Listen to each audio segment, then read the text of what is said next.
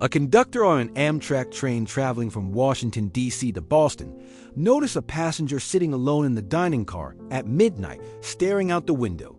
The train was scheduled to arrive in Boston at 6 in the morning, but a snowstorm had delayed them by 3 hours. The conductor had already made an announcement telling passengers about the delay, but this particular passenger looked more upset than the others. The conductor walked over and asked if everything was okay. The passenger was a young man in his 20s, and he said no, everything was not okay. He said he was supposed to arrive in Boston by 7 a.m. To say goodbye to his grandfather, who was being taken off life support at 9 a.m., his family had decided together that it was time to let his grandfather go, but they had agreed to wait until everyone could be there. The young man said with the 3-hour delay he would not arrive until 9 a.m., and by then, it would be too late.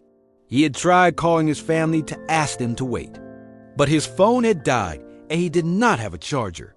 The conductor asked to see his ticket. The young man showed him. The conductor looked at it and then asked the young man to follow him.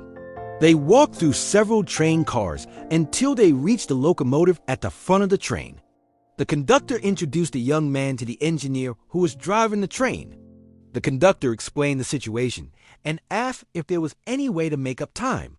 The engineer said the speed limit on this section of track was 70 miles per hour, but that was the daytime speed.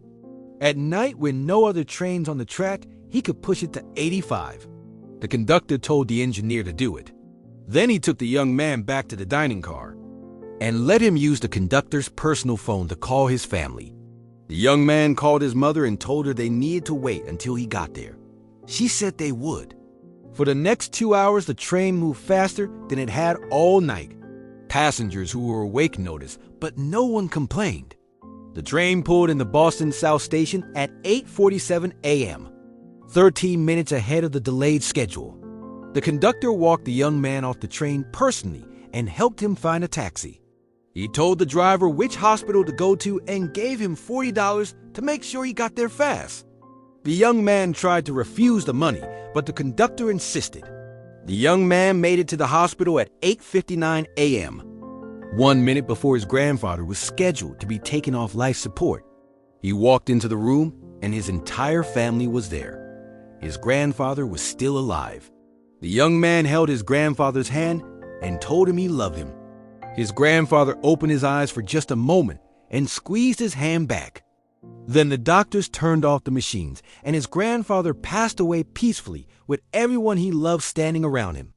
2 weeks later, the young man wrote a letter to Amtrak describing what the conductor had done. He explained that the conductor had not just helped him make it to the hospital on time, but had given him the chance to keep a promise to his family and to say goodbye to the man who had raised him. He said he would never forget that. Amtrak forwarded the letter to the conductor, whose name was Robert Ching. Robert had been working for Amtrak for 23 years and had never received a letter like that before. He framed it and hung it in his locker. When other conductors asked him about it, he told them the story and said that sometimes being a few minutes early is more important than following the schedule exactly. The story eventually made its way to a local newspaper in Boston, and a reporter interviewed Robert. Robert said he had done what anyone would do, but the reporter disagreed. The reporter said most people would have just made the announcement about the delay and moved on. Robert had gone out of his way to help a stranger he would never see again. That was not something everyone would do.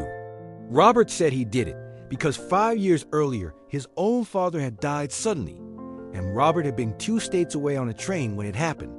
He never got to say goodbye. He said when he saw that young man sitting alone in the dining car, looking so devastated, he saw himself. And he decided that if he could help someone else avoid that regret, he would do whatever it took. Comment train if 13 minutes can heal a lifetime of regret.